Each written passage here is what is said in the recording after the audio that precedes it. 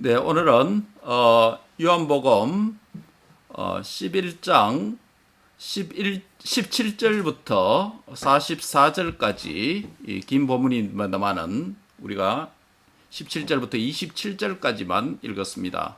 오늘 본문 중심으로 믿게 하라라는 제목으로 말씀을 상고하고자 하는데요. 먼저 문맥을 한번 살펴보겠습니다. 요한복음 11장 1절부터 44절까지 전체 본문은 죽은 나사로를 죽음에서 살리시는 기사죠. 특별히 요한복음에 기록되어져 있는 7가지 표적 가운데 마지막 표적이 죽은 나사로를 살리는 표적이죠. 이 본문과 관련해서 예수님께서 이제 나사로의 두 누이가 되는 마르다와 마리아의 대화 장면이 오늘 본문에 기록되어져 있습니다. 우리는 이 부분을 두 번에 나누어서 상고하는데요. 지난 주일에 그 첫 시간으로서 1절부터 16절까지 말씀 중심으로 기쁘게 하라라는 말씀을 드렸습니다. 오늘은 17절부터 마지막 44절까지 말씀 중심으로 믿게 하라라는 제목으로 하나님의 말씀을 상고하고 은혜를 받고자 합니다. 이제 오늘 본문은 크게 두 부분으로 나누어집니다. 먼저 전반부 17절부터 27절까지는 예수님과 마르다의 대화 장면이고, 그리고 후반부 28절에서 44절까지는 예수님과 그 자매인 마리아와의 대화 장면이 기록되어져 있습니다. 먼저 전반부인 예수님과 마르다와의 대화 장면인 17절에서 27절 말씀을 먼저 살펴볼까요? 먼저 배경 설명이 17절부터 19절에 기록되어져 있습니다. 시간적 배경이 먼저 나오죠. 언제입니까? 나사로가 무덤에 있은 지 나흘이다 라고 말씀을 하고 있습니다. 나사로가 죽은 그날에 아마 무덤에 장례한 것 같습니다. 그래서 나흘이 되어서 냄새가 날 지경이다라는 것이 현재 시간적 배경입니다. 바로 예수님께서 17절에 보면 와서 보시니 나사로가 무덤에 있은지 나흘이라 이렇게 말씀하고 있는데, 예수님께서 지금 무덤에 가신 것은 아닙니다. 그렇죠? 아직은 가지 않았습니다. 본문 30절에 보시면 뭐라고 말씀합니까? 예수님은 아직 마을로 들어오시지 아니하시고 마르다가 맞이했던 곳에 그대로 계시다라고 말씀을 하고 있습니다.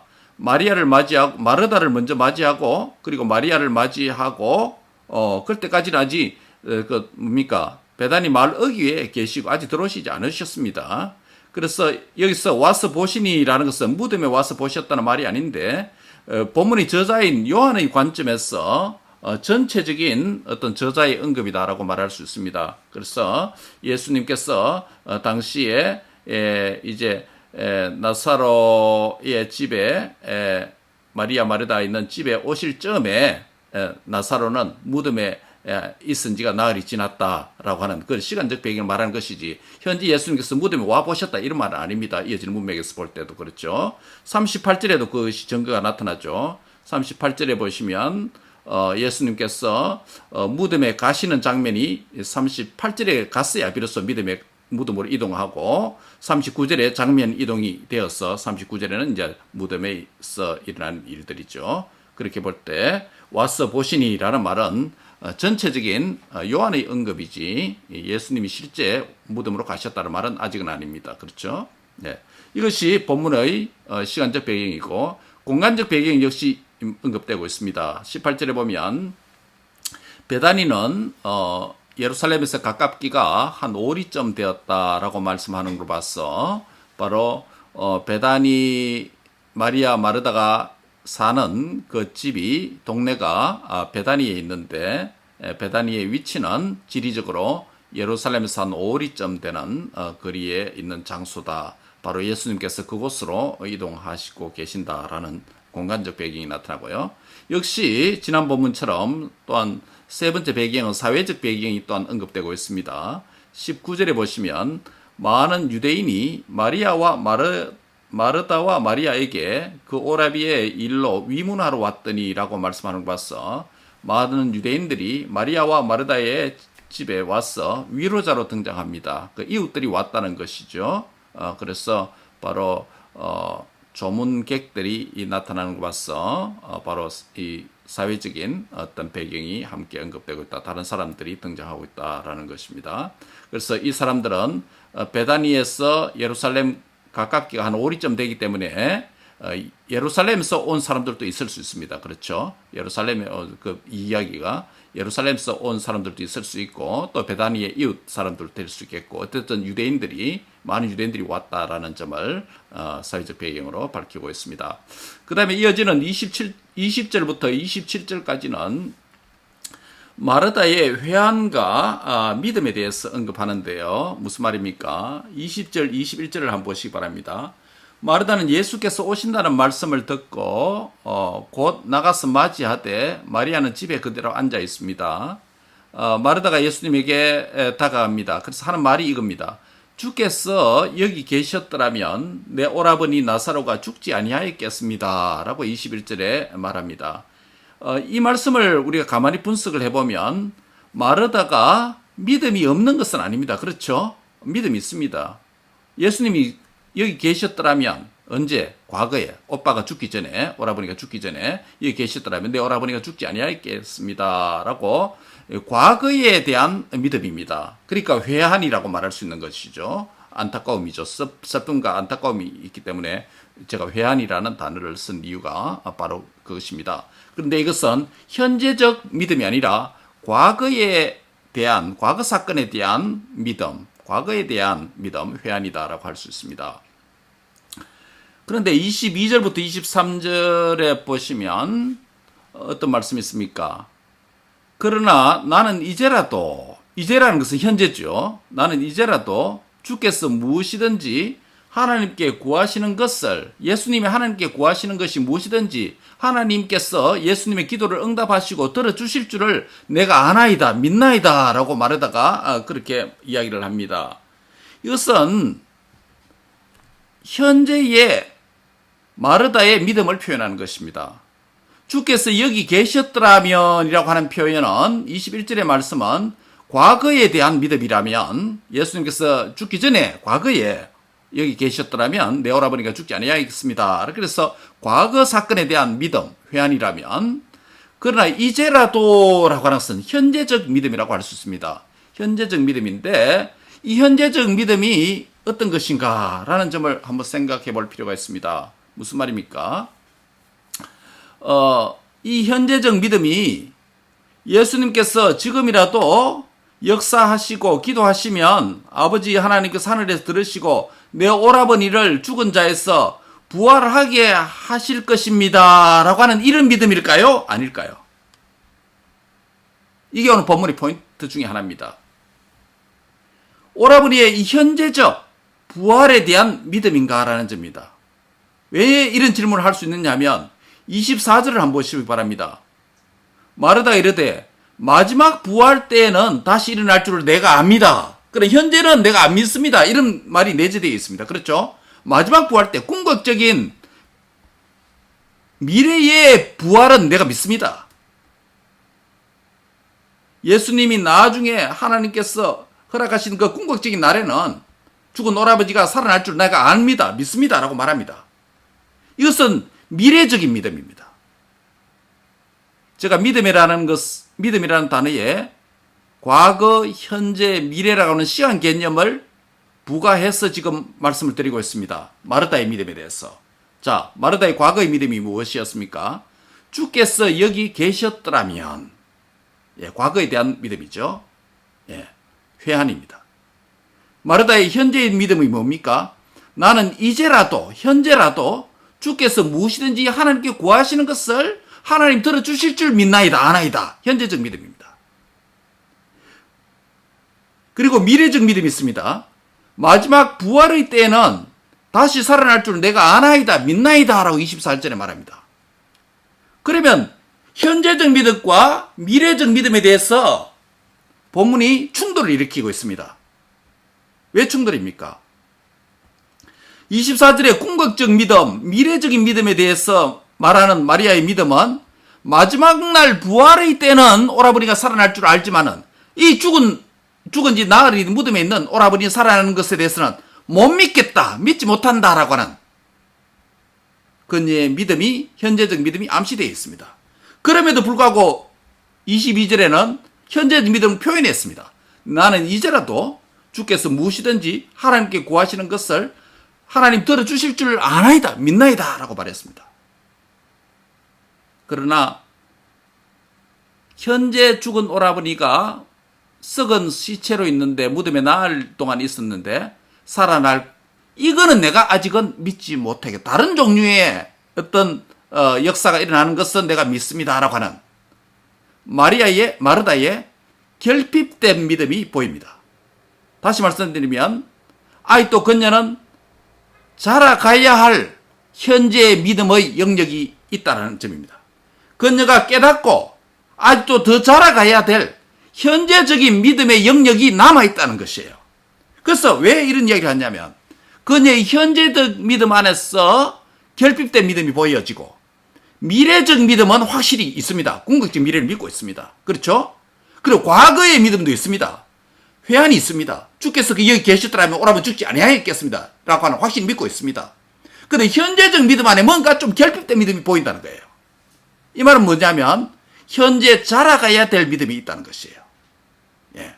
여러분, 이거 미묘한 것을, 뉘앙스를 찾아내야 됩니다. 그녀의 과거 믿음이 확실합니다. 미래 믿음이 확실합니다. 그런데 현재 믿음도 온전한 믿음 같은데 그러나 그 고백 안에는 무엇이 결핍된 것이 있다는 것이에요. 그래서 예수님께서 드디어 그녀의 현재와 궁극적 부활 사이에, 현재적 부활과 궁극적 부활 사이에 그녀의 혼돈된 믿음을 정리하고 확고하게 해 주시려고 하는 의도가 보인다는 것이죠. 그래서 주님이 하신 말씀이 뭡니까? 그런 결핍된 믿음, 자라가야 될 믿음을 온전하게 하도록 하시는 방편이 무엇입니까? 예수님의 자신의 인격과 사역을 계시하는 일입니다. 그래서 하시는 말씀이 25절입니다. 25절 같이 읽겠습니다. 25절 말씀이 이러한 문맥에서 나온 거예요. 여러분, 이 문맥적 의미를 잘 알아야 됩니다. 25절 말씀. 다 같이 읽습니다. 시작. 예수께서 이르시되 나는 부활이요 생명이니 나를 믿는 자는 죽어도 살겠고. 예, 그 다음에 26절입니다. 중요합니다. 26절 시작. 무릇 살아서 나를 믿는 자는 영원히 죽지 아니하리니 이것을 내가 믿느냐. 예. 나는 예수님이 현재적인 자신의 에고 에임이라는 이 자기 계시의 표현을 통해서, 전문 표현을 통해서 나는 부활이요 생명이니 나를 믿는 자는, 이 나를 믿는 자, 나를 현재 믿는 자는 죽어도 살겠고 무릇 살았어. 무릇 살았어는 말은 무슨 말이에요? 현재입니다. 무릇 살았어. 사는 중에 나를 믿는 자는 영원히 죽지 아니하리니 내가 이것을 믿느냐? 현재 믿느냐라는 점입니다. 바로 이 말씀이 25절과 26절이 나오게 된 문맥적 배경이 뭐냐면 마르다의 과거의 믿음 확실했습니다. 회한으로 남아있습니다. 그래서 그리고 궁극적 부활에 대한 궁극적 미래적인 믿음이 확실합니다. 현재적 신앙 고백도 확실합니다. 그런데 미래적인 믿음을 언급하는 것 봐서 현재적 믿음에 대해서 그녀의 결핍된 믿음을 보여줍니다. 이 결핍된 믿음, 자라가야 될 믿음을 위해서 예수님이 25절과 26절에서 자기 자신을 계시하는 겁니다. 나는 부활이요 생명이니 나를 믿는 자는 죽어도 살겠고 무릇 살아서 나를 믿는 자는 영원히 죽지 아니하리라. 예, 그 당사자들이, 그렇죠? 내가 이것을 믿느냐라는 질문은 마르다에게 한 겁니다. 그렇죠? 내가 이것을 믿느냐라는 것입니다. 믿음의 고백을 요청하시는 예수님의 모습을 보여주고 있습니다. 그때 마르다가 뭐라고 대답합니까? 27절 같이 읽습니다. 시작. 이르되 주여 그러하외다. 그러하리이다. 주는 그리스도시요 세상에 오시는 하나님의 아들이신 줄 내가 믿나이다. 아멘. 예, 주여 그렇습니다. 주는 그리스도시요 메시아이시요 구원자시요 세상에 오시는 하나님의 아들이신 줄을 내가 믿습니다. 라고 믿음의 고백을 하고 있습니다. 여기 27절까지가 길에서 마르다와 예수님과의 만남을 통해서 그녀의 세 가지 믿음, 과거의 믿음, 회한이죠. 현재적 믿음, 결핍된 믿음이죠. 미래적인 믿음, 궁극적인 믿음이죠. 바로 결핍된 현재의 믿음을 보충하기 위해서, 성장시키기 위해서, 깨닫게 할, 자라가야 될 영역이 있다라는 점을 깨닫도록 하시기 위해서 예수님께서 자신의 성품과 인격을 계시하십니다. 나는 부활이요 생명이니 나를 믿는 자는 죽어도 살겠고 무릇 살아서 나를 믿는 자는 영원히 죽지 아니하리라. 사랑하는 형제 자매 여러분, 저와 여러분도 과거에 믿음이 있었습니다. 예수님을 믿은 이래로. 그렇죠? 또 궁극적인 미래에 대한, 궁극적 부활에 대한 믿음이 있습니다. 현재 역시 내가 믿음이 있습니다. 그런데 중요한 점은 내가 현재 믿음이 자라가야 될 영역이 있다. 내가 볼 때는 내 믿음이 온전한 것 같고 내가 볼 때 내 믿음이 그래도 성숙된 것 같은데 아직도 특정 영역에 있어서 나의 믿음이 결핍되어 있고 주님 보시기에 자라가야 될 영역이 있다는 점을 깊이 깨닫는 은혜가 있기를 바랍니다. 이런 점을 주님께서 강화시키기 위해서 자신을 계시하시는 거예요. 나는 부활이요 생명이니 나를 믿는 자는 죽어도 살겠고 라고 하는 자신을 계시해 주셨다. 저와 여러분도 말씀과 성령을 통해서 예수님께서 자신을 저와 여러분에게 계시해 주시는 이유가 있습니다. 왜 그럴까요? 나의 현재적 믿음이 자라가야 될 형편에 있고 현재적 믿음이 주의 말씀으로 도전받았어. 그 영역에 내가 부족하다는 점을 깨닫게 하여 주시고 믿음을 도전하셔서 그 부분에 믿음의 진보와 믿음의 성장을 주님이 요구하신다는 점이에요. 그 점을 위해서 자신을 우리에게 만나주시고 계시해 주신다는 점인 줄 압니다. 두 번째 이어지는 본문은 28절부터 44절까지인데 예수님과 마리아의 대화 장면입니다. 역시 길 위에서의 대화 장면입니다. 실례 아닙니다. 여기도 보면 배경적 설명이 있습니다. 29절부터 31절 보면 배경적 설명이 나타나는데요. 마르다가 이제 예수님과 만남을 마치고 집으로 귀가합니다. 그렇죠? 마르다 귀가하면서 누구를 호출합니까? 그의 자매인 누구요? 마리아를 호출합니다. 왜냐하면 28절에 보시면 이 말을 하고 돌아가서 가만히 그 자매 마리아를 불러 이르되 선생님이 오셔서 너를 부르신다 하니 라고 하는 걸 봐서 예수님께서 마리아를 좀 불러다오라고 하신 것 같습니다. 그렇죠? 그 다음에 마리아가 이 말을 듣고 급히 일어나서 예수님께서로 갑니다. 역시 예수님께서 그녀를 호출했다라는 점은 분명합니다. 마르다를 만나시고 나서 마르다를 집으로 돌려보내면서 마리아를, 너의 자매 마리아를 나에게로 좀 오라고 해라 라고 개인적으로 호출합니다. 그러면 예수님께서 길 위에서 죽은 나사로의 가족을 개인적으로 몇 번 만나게 됩니까? 2번입니다. 마르다 한 번 만나고 마리아를 만납니다. 근데 여러분 여기 질문할 수 있습니다. 왜 마리아 마르다를 한꺼번에 안 만나고 그것도 길 위에서 들어오시지 않고 바깥에서 한 명씩 호출해서 만날까요? 이 점입니다. 이 점이 중요한 포인트입니다. 30절에 보시면 예수님이 현재 위치가 어디입니까? 아직 마을로 들어오시지 아니하셨다라는 것에서 베다니 마을 밖에 계십니다. 그 마을 밖에 어디입니까? 마르다가 예수님을 맞이했던 그 장소에 그대로 계십니다. 그렇죠? 예수님 이동 중지입니다. 스탑입니다. 마르다는 움직였지만 예수님은 스탑한 위치에 정지된 상태입니다. 공간적 위치가.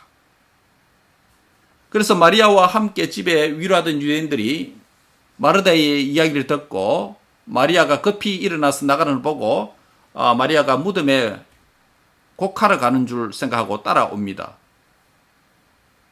마르다를 먼저 길에서 만나시고 그 동일한 장소에 그대로 계시면서 다시 마리아를 호출하여 만나는 이유가 어디에 있습니까? 이 점이 오늘 말씀의 중요한 포인트 중에 또 다른 한 포인트입니다.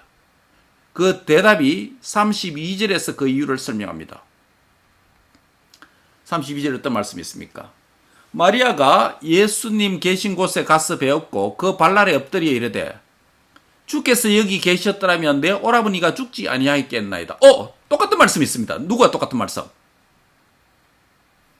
마르다에게 했던 말씀과 똑같은 말씀입니다. 몇 절이 있죠?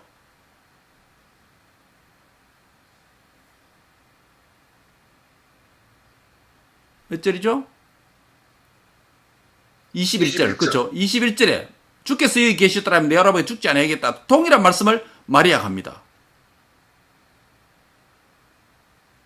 예수님께서 마르다를 자신에게 오도록 마르다가 찾아왔고 그 다음에 마리아를 불러셔서 개인적으로 찾아왔어. 각각 그 자매들이 첫 마디가 뭐냐면 주께서 여기 계셨더라면 내 오라버니가 죽지 아니하였겠나이다 라는 점입니다. 즉 마르다의 회한과 마리아의 회한, 과거에 대한 믿음, 둘 다 믿음이 있습니다.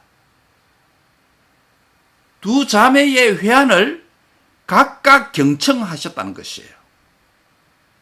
각각 경청했다는 것입니다. 한꺼번에 듣고 경청하면 안 됩니까? 왜 예수님은 이 본문에서 의도적으로 하나씩 만납니다. 그것도 동네 밖에서.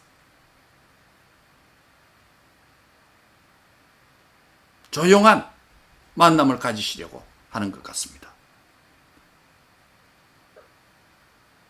마리아의 회한, 마르다의 회한이 있습니다.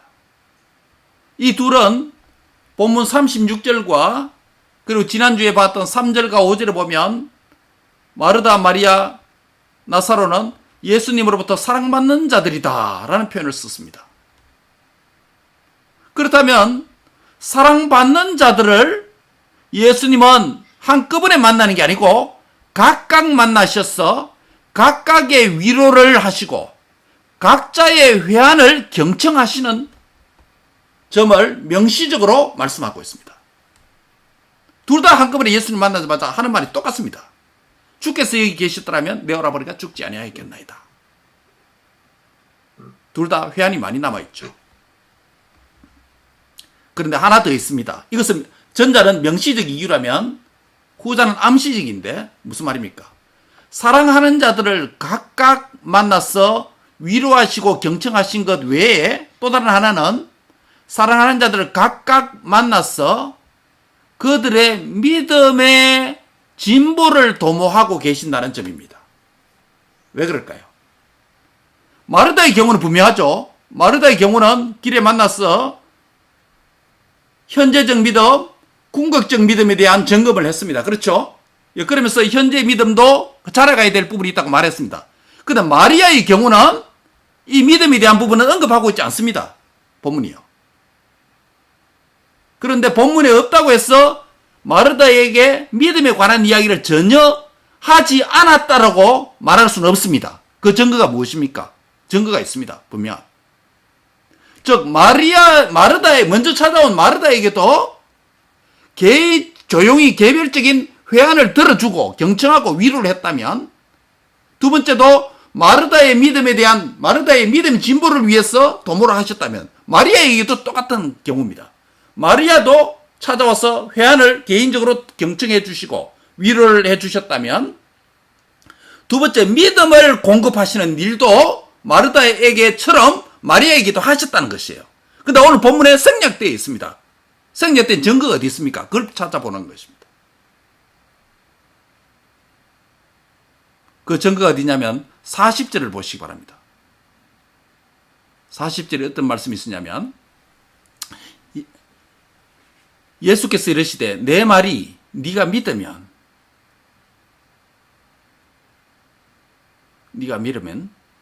하나님 영광을 보리라 하지 아니하였느냐.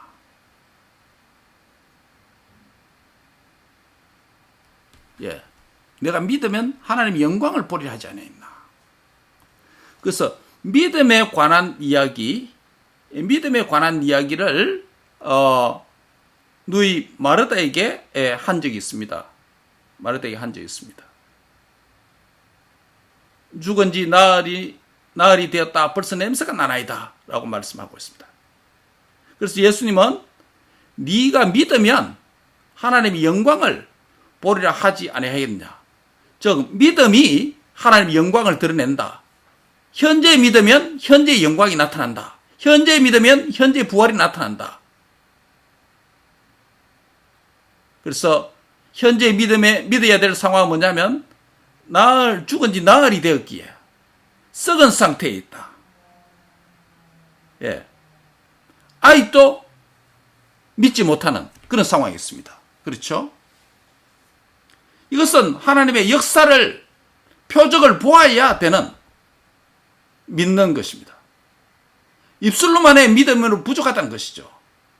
실제로 경험해야 믿을 일입니다. 그래서 요한복음 7가지 기적이 기록한 목적이 뭐냐면 요한복음 20장 31절에서 믿게 하려 함이고, 또 하나는 믿어서 생명을 얻게 하려 함이다 라고 말한 이유가 바로 그것이죠. 그래서 바로 마르다의 경우 마르다의 경우는 분명한 것을 말씀하셨으나 마리아의 경우는 좀 암시적이다 라고 말할 수 있다는 점입니다. 그래서 바로 예수님은 사랑받는 마리아, 마르다, 나사로 죽었지만은 지금 두 가족, 유가족인 마리아와 마르다를 각각 만나셔서 각자의 위로를 하시고 각자의 회한을 경청하시고 각자에게 믿음에 자라가야 될 믿음을 영역이 있다라는 점을 보여주었다라는 점으로 우리가 보건대 오늘도 사랑받는 주님의 자녀들이 개인적으로 어디 있든지 어떤 상황에 놓여 있든지 고통과 슬픔의 상황에 있으면 개별적으로 주님이 찾아오셔서 주님이 만나주시고 위로를 주시고 그들의 형편을 개별적으로 경청하시는 분이시고 또 개별적으로 자라가야 될 믿음의 영역이 있다는 점을 깨닫게 하셔서 그것을 가르쳐 주시고 자신을 계시하시고 또 실제 행동, 부활, 살아나게 하는 이 무덤에서 일으키는 사역을 통해서 믿게 하시는, 믿도록 하시는 이런 역사가 오늘 본문에 기록되어져 있습니다. 우리 주님은 교회의 주님이기도 하시지만 우리 각자의 주님이십니다. 특별히 사랑받는 자의 주님이십니다. 그 사랑받는 자의 주님은 사랑하는 자들을 각각 만나주시고 한꺼번에 각 집에 가서 만나도 되는데 주님이 각각 오도록 의도하셔서 그들의 형편을 경청하시고 그들의 회한을 들어주시고 더 나아가서 부족한 자라가야 될 믿음을 깨닫게 하시고 보충하시고 믿음의 진보를 도모하시는 장면을 볼 수 있습니다. 즉 사랑하는 자에게 믿음 주시기를 기뻐하신다라는 점입니다. 사랑하는 자에게 믿음이 자라가는 것을 기뻐하신다. 오늘도 주님의 사랑을 받는 형제 자매 여러분, 주님은 우리 각자의 음성을 듣기를 원하십니다.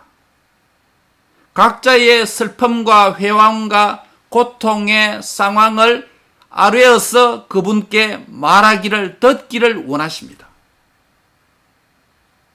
더 나아가서 또한 주님은 우리 사랑받는 주님의 사랑하는 자, 또 우리의 편에 보면 주님의 사랑받는 자로서 우리의 각자의 믿음의 연약한 부위를 주님은 보충하시고 강건케 하시고 회복해 하시고 치료케 하시고 보충하시고 자라가기를 기뻐하신다는 점입니다. 이 사실 때문에 의도적으로 마을 바깥에서 두 자매를, 사랑하는 두 자매를 각각 따로 부르셨어 만나시는 주님의 의도가 이 본문 안에 담겨 있다는 점입니다.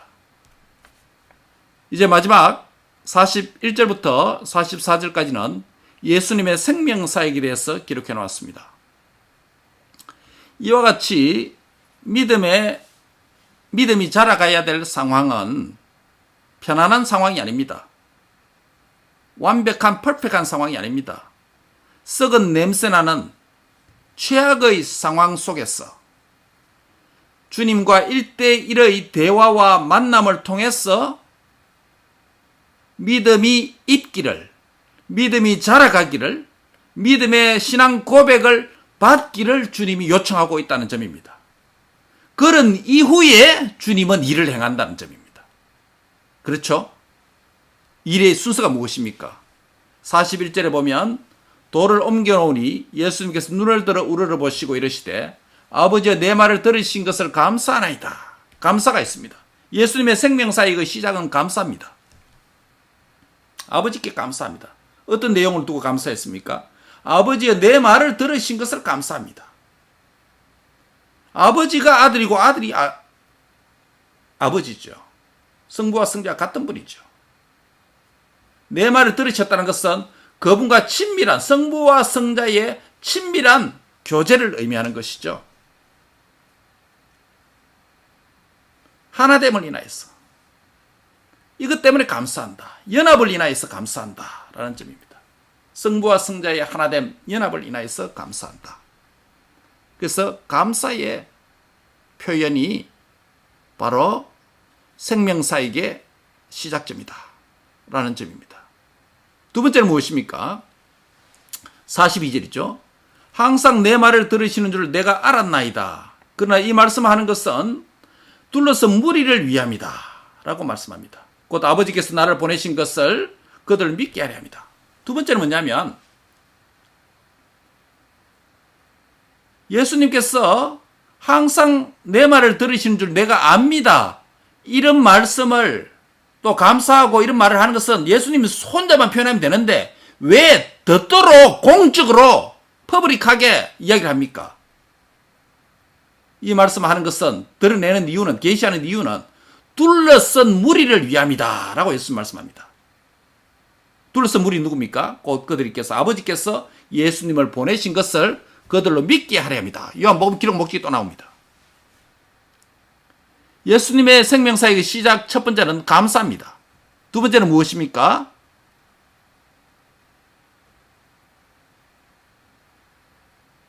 둘러선 무리들의 믿음의 진보 사역이다라는 점을 드러냅니다. 즉 예수님의 생명사역은 믿도록 하는 사역이다. 믿도록 하기 위해서 드러내신다는 점입니다. 계시하신다는 점입니다. 표현한다는 점입니다.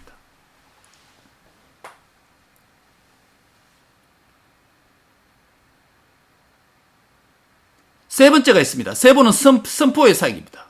43절 44절이죠. 큰 소리로 외칩니다. 나사로야 나오너라 부르시니. 선포입니다. 죽은 나사로에게 선포합니다. 이 선포의 개념 두 가지입니다. 하나는 죽은 자 나사로에게 선포하는 측면도 있고, 그 다음에 사망 권세에게 선포해서 예수님의 부활을 내다보는, 사망 권세를 꼭 깨뜨리실 것이라고 하는 전조가 되는, 사망 권세에 대해 사탄에 대한 경고를 보냅니다. 우리가 예수님의 생명사역을 통해서 얻게 되는 교훈이 무엇입니까? 우리도 예수님의 부름을 받아서 산자로서 이제는 우리 자신의 죽은 자에서 복음을 통해서 믿음으로 생명 얻은 자, 영생 얻은 자, 산자가 되었어. 우리 자신이 더욱더 생명이 풍성하게 누릴 뿐만 아니라 또 다른 사람을 살리는 일에 동참하는 것이 성도의 삶이고 교회의 사명입니다. 그렇죠? 그렇다면 역시 교회도 주님의 남은 사역을 감당한다라고 할 수 있습니다. 주님의 유업을 받들어서 섬긴다라고 할 수 있습니다. 그러면 교회의 사역도 결국 생명사역이다라고 봐야 되겠죠. 예수님의 생명사역이 교회의 생명사역이다. 그럼 우리도 첫 번째로 생명사역은 감사가 필요합니다. 하나님께서 우리를 구원해 주신 걸 감사하고, 하나님께서 우리에게 생명을 연장시켜 주신 것 감사하고, 하나님께서 살아계셔서 우리를 통해서 막힌 일을 감당하게 하심을 인해 감사하고, 감사의 조건이 많이 있겠죠. 예, 감사를 필요하고. 그 다음에 하나님께는 감사한다면, 예배를 드린다면, 예배자적 사명이죠. 감사가 곧 예배니까. 두 번째는 세상을 향한 사명입니다. 둘러선 무리를 위함이니. 한번 같이 하겠습니다. 둘러선 무리를 위함이니. 둘러선 무리를 위함이니. 예. 둘러선 무리를 예. 위함. 우리 주위에 둘러선 가족이 있습니다. 우리 주위에 둘러선 이웃이 있습니다. 우리 주위에 둘러선 동료와 친구들과 영혼들이 있습니다. 이들로 하여금 우리 자신 예수님께서 하나님의 보내신 자로 믿게 하는 것처럼 우리 자신이 복음을 통해서 예수님이 하나님의 아들이다, 구원자다, 이 사실의 복음을 나타내므로 그들을 믿게 하려는, 그들의 믿음이 자라가도록 하는, 믿음이 생기도록 하는, 마리아 마르다를 개인적으로 사랑받는 마리아 마리아를 개인적으로 길에 부르신 이유가 그들의 부족한 믿음을 보충하는 측면이 있다면, 예수님의 자신의 공적으로 드러내심은 둘러선 무리들이 믿음을 갖도록 하는, 믿음이 시작되도록 하는 이런 의도가 있습니다. 주님의 생명사역을 우리 시대에 주께서 맡기셨사니 우리 또한 둘러선 가족과 이웃과 친구와 영혼들에게 복음을 나타내므로 그들로 하여금 예수님을 믿고 생명을 얻는 이런 역사에 동참하는 저와 여러분이 될 수 있기를 주의 이름으로 축복합니다. 아멘. 예, 그것이 곧 사망 권세에게 생명이 승리했다고 하는, 예수님이 이겼다고 하는 선포입이고, 죄에 대한, 사망에 대한, 사탄의 권세에 대한 선포이며 경고입니다. 오늘도 나사렛 예수 그리스도 이름으로 복음을 전할 때에 사망 권세에게 경고를 보내는 위대한 일을, 주님의 일에 동참하고 있다는 사실을 깨닫는 은혜가 있기를 바랍니다. 말씀을 맺습니다. 오늘 본문의 이 사건을 통해서 예수님은 부활이요 생명이라고 하는 자신의 정체성을 매우 분명하게 드러내셨습니다. 바로 그 주님을 믿는 자는 죽어도 살겠고, 무릇 살아서 믿는 자는 영원히 죽지 아니하리라 라고 말씀하셨습니다. 오늘 본문에 두 가지 목적이 역시 있습니다. 하나는 그들로 하여금 믿게 하려는 것이고, 또 다른 하나는 하나님께 영광을 드러내는 것이다. 믿어야 영광을 나타낸다 라고 말씀을 하고 있습니다. 요한복음의 7가지 기적 가운데 마지막 표적인 죽은 나사로를 살리시는 이 사건의 장면을 통해서 예수님은 사랑받는 저와 여러분을 개인적으로 만나셔서 경청하시고 위로하시고 우리의 부족한 믿음의 영역을 자라가기를, 성장시키기를, 도모하시기를 기뻐하시는 분인 줄 믿습니다. 그 주님을 만나서 나의 믿음이 자라가는 은혜가 있기를 바랍니다. 그리고 그 믿음을 통해서 하나님께는 영광을 돌리는 복된 믿음의 사람들이 다 되시기를 주의 이름으로 축원합니다. 기도하겠습니다. 아멘. 기도하겠습니다. 거룩하신 하나님 감사합니다. 오늘도 주님은 죽은 나사로의 사건을 통해서 사랑받는 마리아와 마르다를 방문해서 위로하지 아니하시고 각자 따로 마을 밖으로 부르셔서 경청하시고 위로하시고 믿음을 자라가도록 도전하신 것은 주님은 각자, 사랑받는 자는 각자가 믿음이 필요하다는 것 우리에게 일러주시고 교훈하심을 감사합니다. 오늘도 우리 자신이 예수님을 구주로 믿어서 하나님의 자녀가 되었습니다. 감사를 드립니다. 그러나 이 상태로 머무는 것이 아니라 우리 각자가 여러 가지 시련과 고난과 믿음의 성장통 안에서 주님을 개인적으로 만나서 위로받고 경청하시기를 기뻐하시는 그 주님께 나아가서 아뢰고 만남의 은혜가 있도록 역사해 주시며 또 우리 각자의 믿음이 자라가야 될 영역을 주님 깨닫게 하시고 발견하게 해주셔서 그 부분에 튼튼하게 강한 믿음으로 성장하도록 주님 축복해 주시옵소서. 믿음의 사람이 되어서 하나님께 영광이 되는 복된 자녀들 되도록 역사해 주옵소서. 감사하고 예수님의 이름으로 기도합니다. 아멘.